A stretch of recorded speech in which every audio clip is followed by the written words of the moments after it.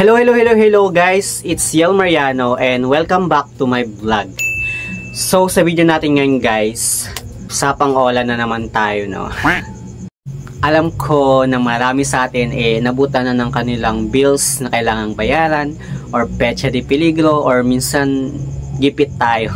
Kaya kumakapit tayo minsan sa mga kaibigan natin na pwede nating mahiyaman or minsan sa mga Bombay pa nga, mga ganun.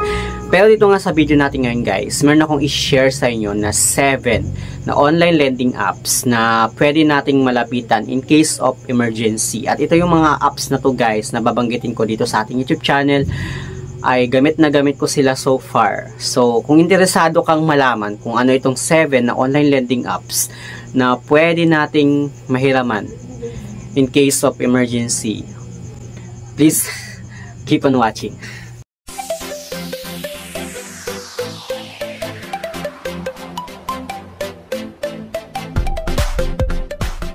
Pero bago natin simulan itong video natin ngayon guys, itong topic natin ngayon, gusto ko lang ipaalala sa inyo na hindi ako agent, hindi ako binayaran at hindi ako sponsored ng mga lending apps na to na babangkitin natin dito sa ating channel. Ito ay based lang naman sa experience ko kasi isa rin ako sa mga borrower kagaya nyo. Pero bago ang lahat guys, no, itong nga palang 7 na online lending apps na babanggitin ko dito sa ating YouTube channel ay registered sila ng SEC. Pero tulad ng sabi ko, hindi lahat ng under ng SEC or registered ng SEC ay sumusunod sa interest na pinapataw ni SEC. Most of them guys ay, alam mo na, napakalaki ng interest, tapos meron pa silang binabawas na kung mga hidden charge, mga ganun. Pero meron din namang mga lending apps na goods naman, lalo na sa mga borrower. So hindi natin patatagalin to guys, no. Itong unang babanggitin ko na lending apps na pwede nating malapitan in case of emergency ay itong si Mr. Cash. Alam niyo ba guys, si Mr. Cash ay nag-o-offer siya ng hanggang maximum loan amount na 12,000. Pero pag first na loaner ka pa lang sa kanilang applications, syempre hindi ka mag-start sa malaking amount, kundi mag-start ka muna sa maliit na amount. Depende sa offer nila sa'yo. Pero ito nga guys, no, ang pinaka nagustuhan ko kay Mr. Cash ay meron siyang 0% interest sa kanyang first na loan, which is 1.5 yung pinaka first na loan mo sa applications, at payable siya hanggang 18 days, which is good na yun guys, unlike sa mga ibang online lending apps na halos 6 days lang or 7 days lang yung in-offer nila na repayment, tapos ang laki na agad ng interest at kaltas. Dito guys, okay na tong si Mr. Cash kasi nga 0% interest siya sa kanyang first na loan. Tapos payable siya hanggang 18 days. Pero pag second time mo na kay Mr. Cash or repeat borrower ka na sa applications, maa-avail mo na yung 1 month na repayment nila. So dito nga guys, no, yung first na maloloan mo kay Mr. Cash or yung first na na-loan ko kay Mr. Cash ay 1.5. Then 18 days siyang babayaran. Tapos, meron siyang service fee na 135 pesos. So, yung na-receive ko lang na amount is 1,365 pesos.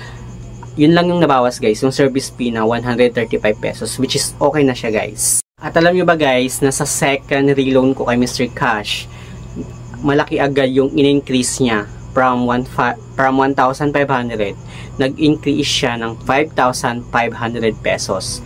And yung long term payment niya na guys is almost 30 days na, hindi na siya 18 days, kundi 30 days na siya guys. Pero meron siyang service fee na 935 pesos doon sa 5,500 pesos. Nahiramin mo sana applications.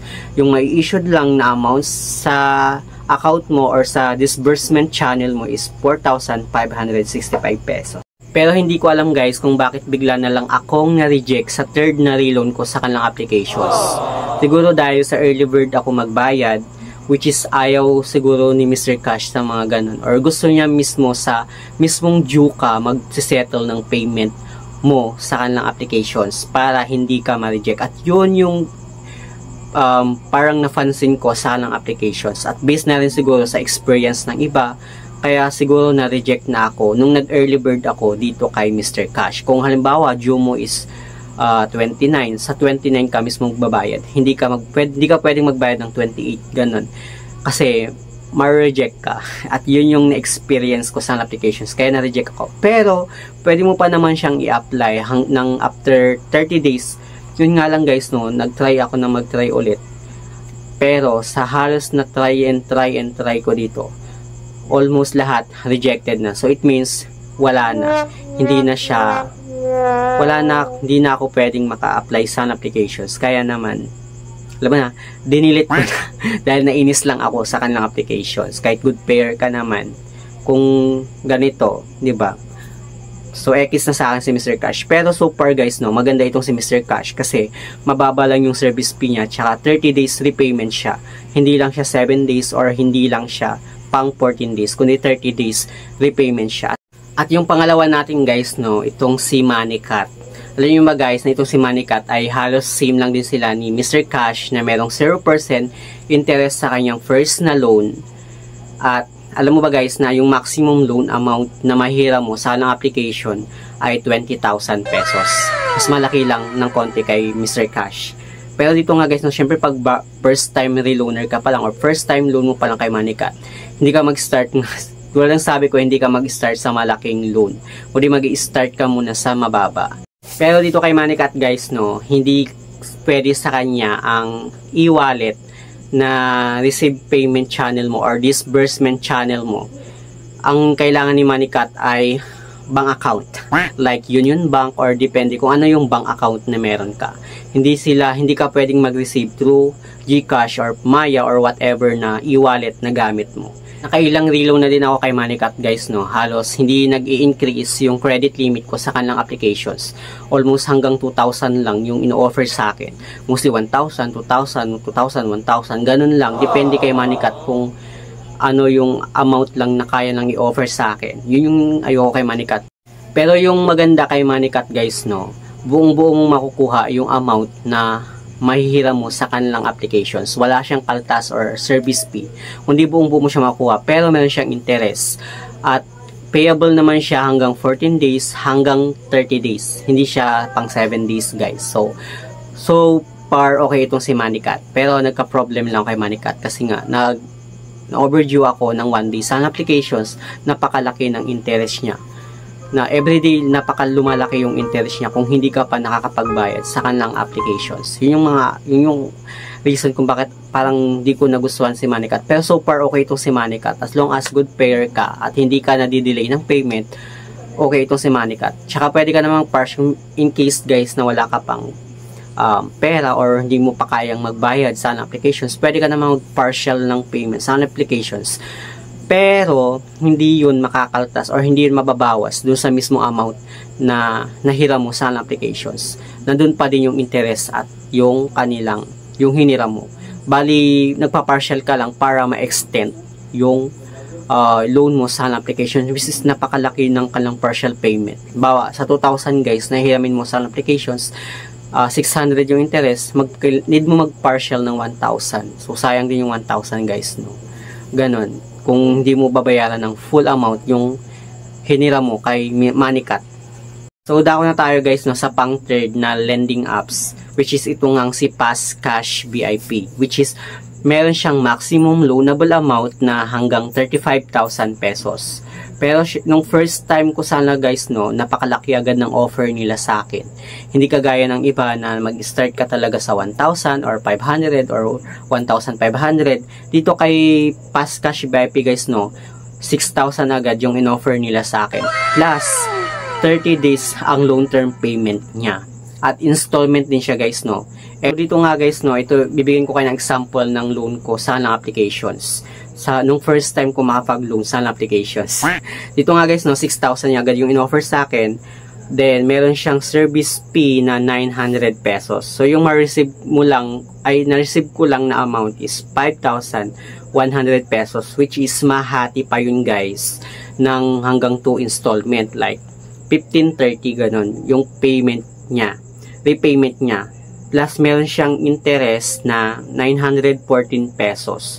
Nahahatiin din yun guys in 2 installments. Yun yung ganun kalaki guys yung interest niya at kaltas nitong si Passcash VIP. Pero based on my experience guys, no, bago ko na-receive yung loan amount na hiniram ko kay Fastcash VIP, tumawag muna sa akin yung agent para i-confirm kung ako ba talaga yung may-ari ng account. So, na-confirm nga guys at na-disburse na yung amount sa aking disbursement channel, which is GCash yung ginagamit ko. At dito nga guys, no, naka 3 reloan na ako kay Fastcash VIP. Pero sa 4th na reloan ko, na-reject na ako. Yun yung bagay na kung bakit medyo nainis ako kay Fastcash VIP. Pero so far guys, nung hindi siya okay itong si Fastcash VIP. Yun nga lang kasi guys, pang emergency nga siya. Kaya ginagamit ko din siya noon. Pero nung na-reject na ako, nag-try ulit akong mag-apply. No, after 30 days, na-reject pa rin. Siguro parang same lang din sila ni Mr. Cash na kapag once na maaga kang nagbayad sa applications para makapag-apply ka agad, parang ayaw ng ganun ni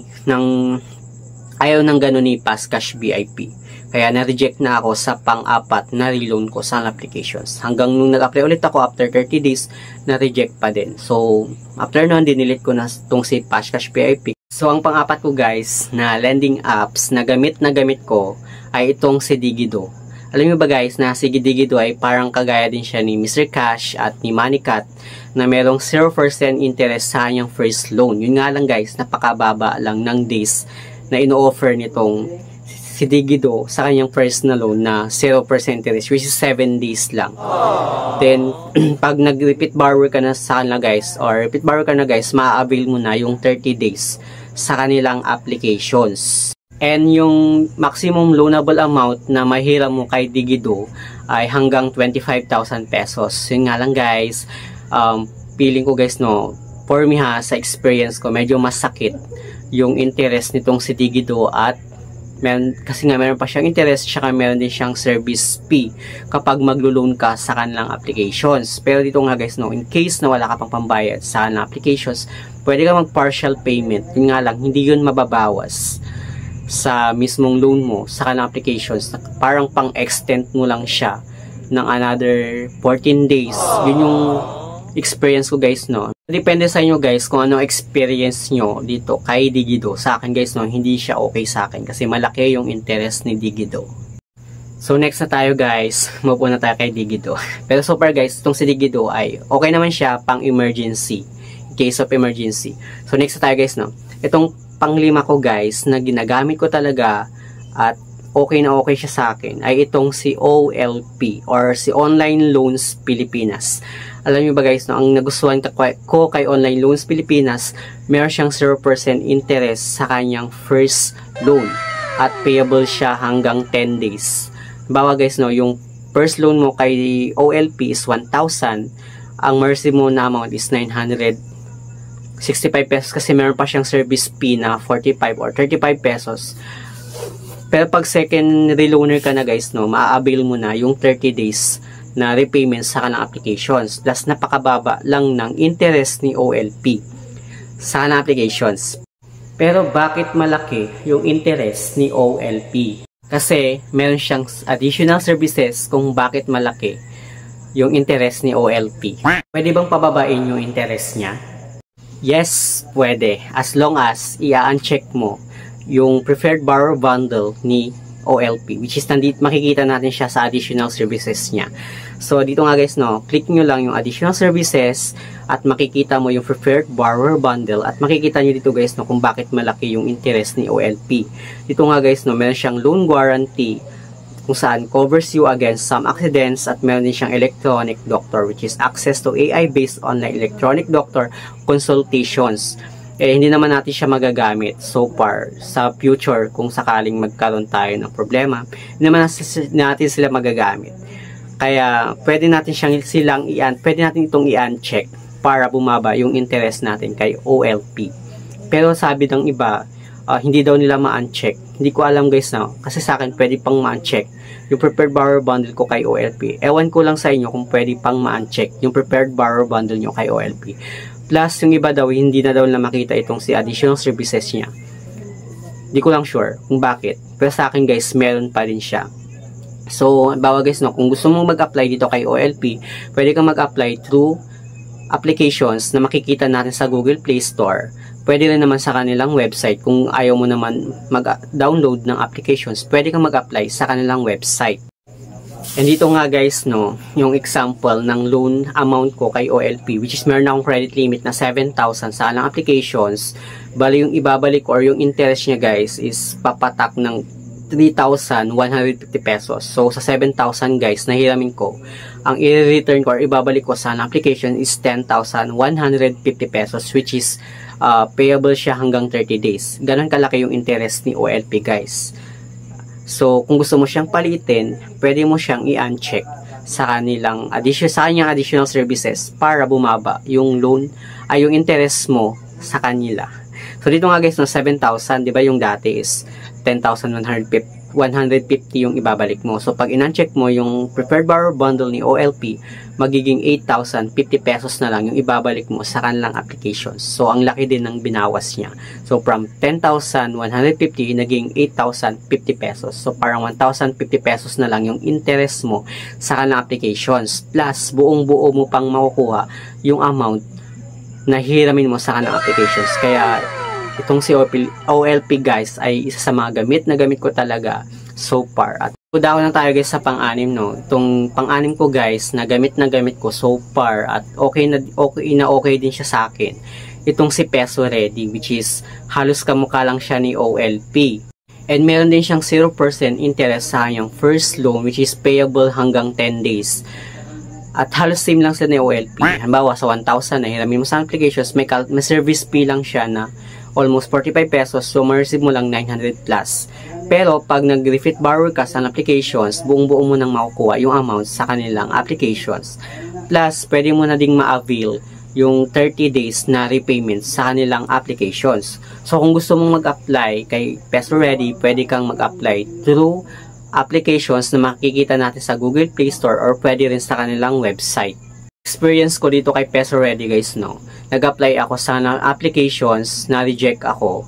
Pero nag-try ako mag-apply sa kanilang website. Halos same lang din yung account na ginamit ko sa applications. Doon lang ako na-approve yung loan ko kay Peso Ready. Then sa applications na lang ako nag-open ng account ko from website. So yun yung experience ko sana guys, no. Na-reject ako sa applications pero na-approve ako sa kanilang website. And then dito guys, no, halos same lang din sila ni OLP. Meron din siyang additional services or meron din siyang preferred borrower bundle na makikita natin sa kanilang applications kapag mag-a-apply tayo sa kanilang applications. So dito nga guys, no, medyo masakit din yung interest nitong si Peso Ready. Pero pwede mo naman i-less yung interest mo kung sakaling gusto mong tanggalin yung preferred borrower bundle sa kanilang application. So dito nga guys, no, example. Sa 4,000 na hiramin mo kay Peso Ready, ang i-return mo sa kanilang application is 5,800 pesos. So 1,800 pesos yung tutubuin nitong si Peso Ready. Pero pwede mo siyang i-less in case tanggalin mo or i-uncheck mo yung preferred borrower bundle ni Peso Ready. So dito nga guys, no, in-uncheck ko yung preferred borrower bundle ko kay Peso Ready. Kung bakit mabigat yung interest nito, meron din kasi siyang loan guarantee at meron din siyang preferred borrower plan.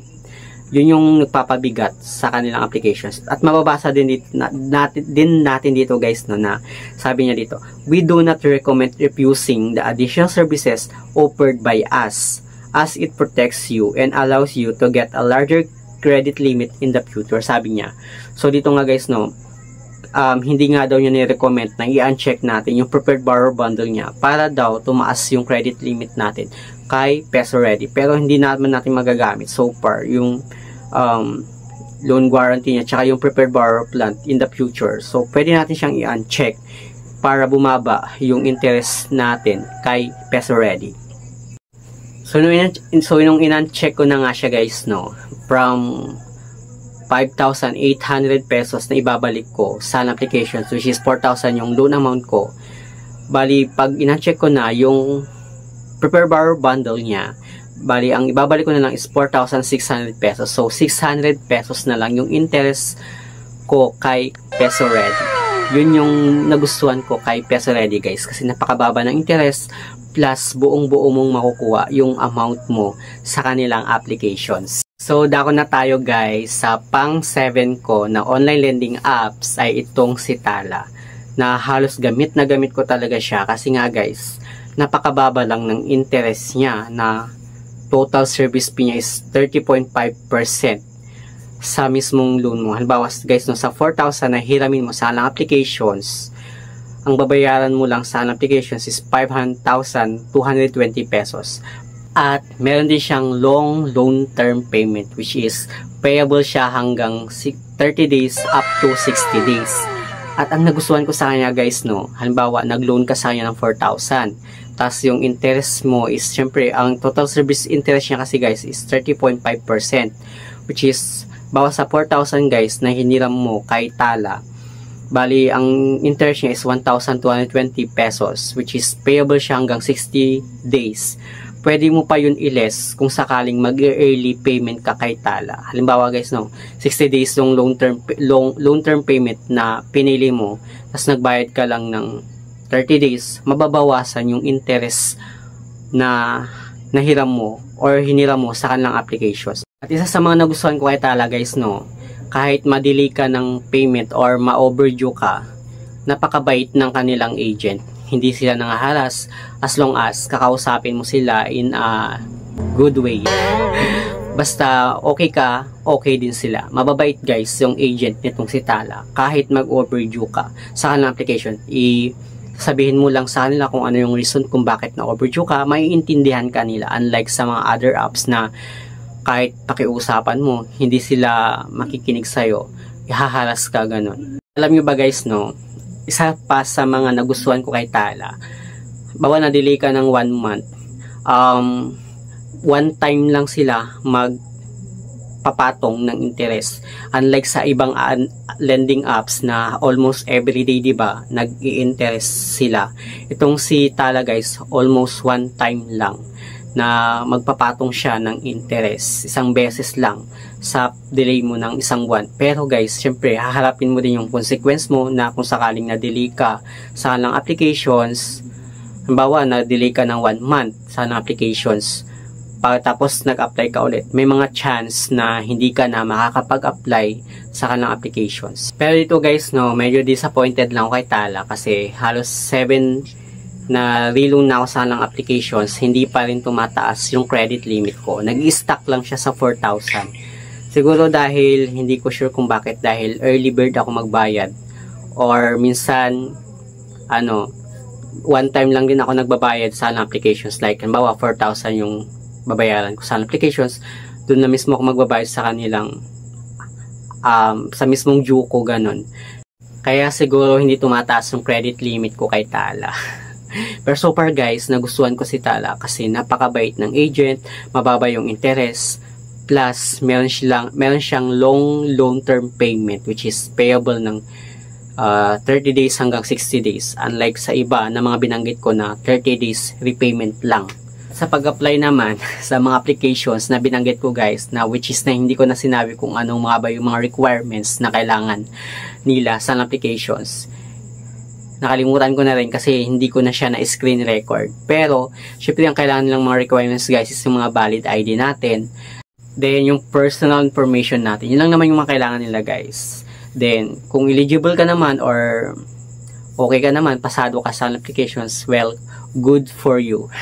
Pero guys, hindi ko kayo pinopursue na humiram sa applications. Kung hindi naman kailangan ng pera, huwag kayong hiram. Pero kung kailangan naman, why not na humiram ka sa applications. Itong mga binanggit ko guys na 7 na lending apps na pang emergency is okay naman sila so far. Pero for me guys, based sa experience ko at gusto ko lang maging totoo, honest sa inyo, sa 7 guys na lending apps na nahiraman ko, 3 lang yung nagustuhan ko, which is itong si OLP, si Peso Ready, tsaka si Tala.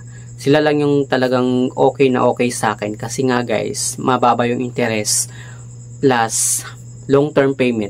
Long-term payment naman yung iba, pero yun nga lang guys, medyo masakit yung kanilang interest. Unlike dito sa 3 na nagustuhan ko na si OLP, si Peso Ready at si Tala. Pero nasa inyo pa din guys kung anong experience nyo sa kanilang applications. Kung okay naman siya sa inyo, well, nasa inyo pa rin yun. Pero sa akin guys, ito yung experience ko lang. Sinishare ko lang yung experience ko sa 7 na applications na nahiraman ko. Yun lang naman guys, yung pag-usapan natin dito sa ating vlog, sa ating content ngayon. At hanggang dito lang guys, kasi almost 11 PM na. Tulog na yung mga kasama ko. So, kung may natutunan ka naman or may nalaman ka naman sa ating content or topic natin ngayon, kung hindi ka pa nakakapag-subscribe sa ating YouTube channel, please don't forget to subscribe and click notification bell para updated ka lagi sa aking mga susunod na vlog. At kung maglagay din naman kayo dyan, mag-comment naman kayo dyan ng mga experience nyo sa mga applications. Babasahin ko yan guys, isa-isa, dyan sa comment section. Please comment down below. And yun lang naman guys. Thank you for watching and see you on my next video. Bye!